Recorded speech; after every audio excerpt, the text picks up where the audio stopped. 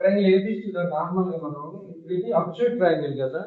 So that absolute triangle లో ఏ నుంచి altitude గీస్తే బీసీకి లోన్ ఉంటుందా బయట ఉంటుందా అనేది మనం 24 136 ప్లస్ 20 కలిపితే టోటల్ ఎంత ట్రయాంగిల్ ఏబిసిలో 180 డిగ్రీ. ఇప్పుడు మనం ఆల్టిట్యూడ్ ఏ నుంచి ఆల్టిట్యూడ్ అంటే ఏంటి, వర్టెక్స్ ఏ నుంచి బీసీ గీసే పర్పెండిక్యులర్ లైన్ ఆల్టిట్యూడ్.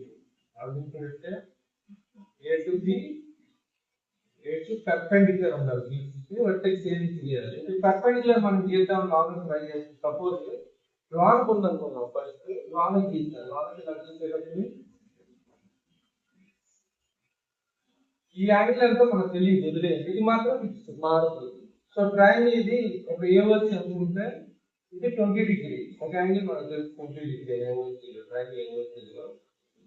ఈ యాంగిల్ ఎంత ఉంటుంది, ఆల్రెడీ 24 అంటే 24 కన్నా తక్కువ ఉంటుంది. అంటే మనం ఒక 50 డిగ్రీస్ అని వెళ్తాం.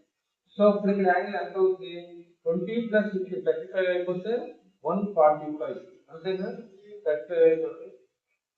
సో ఈ యాంగిల్ అనేది 145 డిగ్రీ. ఇలాగే నువ్వు ఎన్ని లైన్స్ గీసినా సరే లాంగ్కి యాంగిల్ ఇక్కడ 24 కన్నా తక్కువ ఉంటుంది కాబట్టి ఇది 24 కన్నా తక్కువ వస్తుంది కాబట్టి యాంగిల్ ఎప్పుడు పెరుగుతూ ఉంటుంది. కాబట్టి లోన మనం ఆల్టిట్యూడ్ గీయలేము. కంపల్సరీ బయటికి అంటే బీసీ లైన్ ఎక్స్టెండ్ చేసి బయటికి గీస్తేనే ఎక్కడో దగ్గర. ఎందుకంటే ఒకసారి మనం చూసాం 24 136 20. ఇది బయటికి గీస్తే 24 కన్నా ఎంతో కొంత మనం 70 డిగ్రీస్ గీసాం బయటికి. ఈ యాంగిల్ అని చెప్పి 70 డిగ్రీ గీసాం. 70 ప్లస్ ఇది 20 కాబట్టి ఈ యాంగిల్ కంపల్సరీ ఇప్పుడు 90 డిగ్రీ ఉండాల్సిందే. సో ట్రయాంగిల్ ఏబిసిలో యాంగిల్ కి అచ్చు చేస్తే ఆల్టిట్యూడ్ అనేది బయటకు వస్తుంది. ఇది చాలా చాలా ఇంపార్టెంట్.